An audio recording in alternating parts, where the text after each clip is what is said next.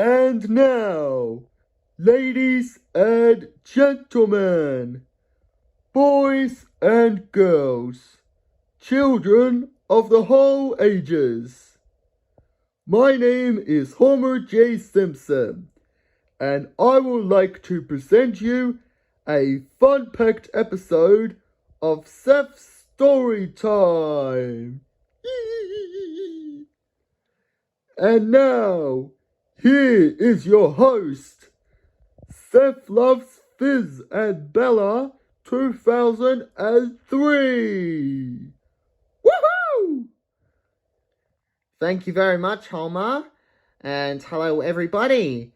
And welcome to yet another fun-packed episode of Seth's Storytime. And we're still reading Thomas the Tank Engine and Friends' big storybook. And last week that we had read was Thomas Goes Fishing. But today's episode that we are reading is Thomas and Terence. So, without any further ado, let's get things started. Autumn had come to the island of Sodor. As Thomas puffed on his branch line, he heard the chug, chug, chug of a tractor at work. One day, stopping for a signal, he saw the tractor close by. "Hello," said the tractor. "I'm Terence. I'm ploughing." "Hello," said Thomas. "I'm Thomas. I'm pulling a train." "What ugly wheels you've got." "Oh, they're not ugly. They're caterpillars," said Terence. "I can go anywhere. I don't need rails." "Well, I don't want to go anywhere," said Thomas huffily. "I like my rails, thank you." Soon, winter came with dark, heavy clouds full of snow. "A heavy fall is coming," said the driver. "I hope it doesn't stop us." "Phew," said Thomas. "Snow is silly soft stuff, nothing to it." And he puffed on, taking no notice.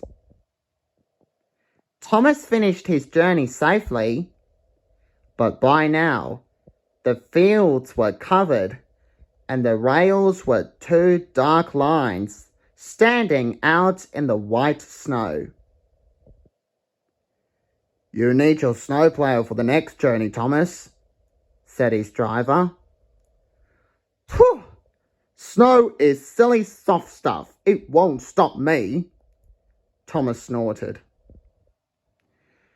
"You better listen to me," said his driver.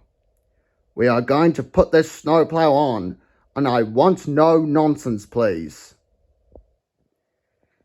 The snowplow was heavy and uncomfortable and made Thomas cross.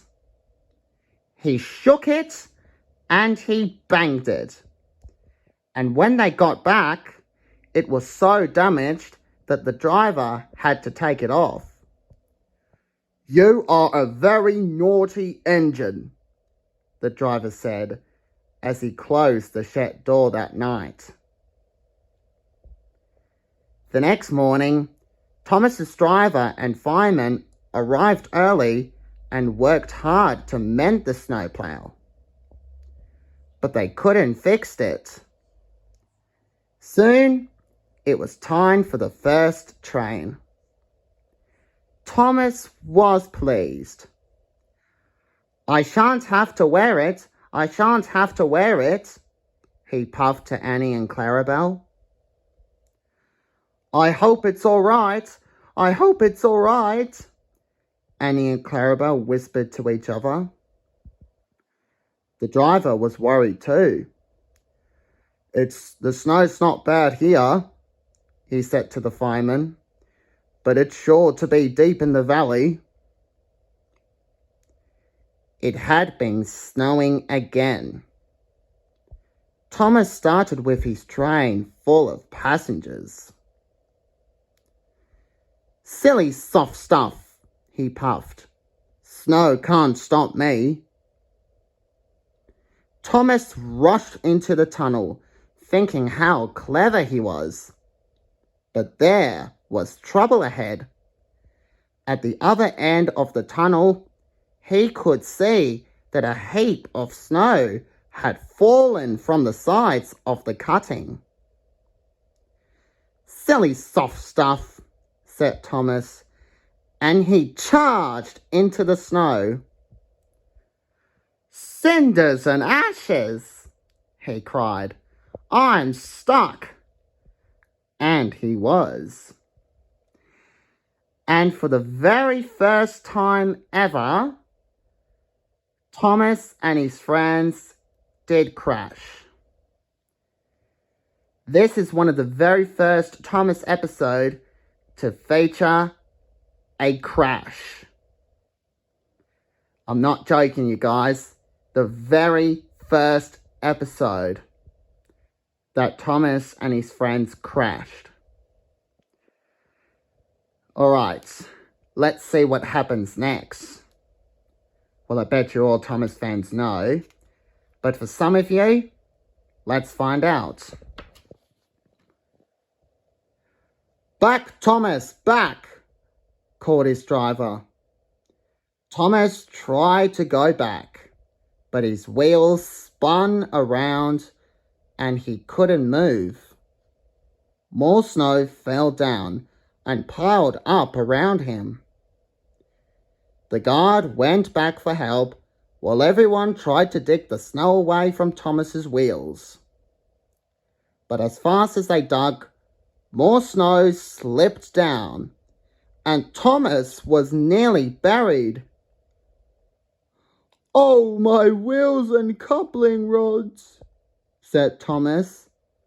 "I shall have to stop here till I'm frozen. What a silly engine I am." And Thomas began to cry. At last, a bus came to the rescue all the passengers. Then Terence the tractor came chugging through the tunnel. Well, snow never worried him. He pulled the empty coaches away and came back for Thomas. Thomas's wheels were clear, but they still spun around and around when he tried to move. Terence tugged and slipped and tugged. At last, he pulled Thomas clear of the snow, ready for the journey home. "Oh, thank you, Terence. Your caterpillars are splendid," said Thomas gratefully. "Well, I hope that you will be sensible now, Thomas," said his driver crossly. "I'll try," said Thomas, as he puffed home. Well, let's hope Thomas will be more sensible now in this next story. So yeah, that is the end of Thomas and Terence. Or in the actual episode, called Thomas, Terence, and the Snow. And I hope you will enjoy today's Seth story time as much as I do too. And make sure you guys know all the 6 routines that you guys have to do. Alright, so thank you so much for watching this video. And I will see you next Saturday for another Seth story time. Don't forget, a DVD menu walkthrough and opening every week. And my story time every Saturday. Just to remind you there, guys. Anyways, See you later. Bye.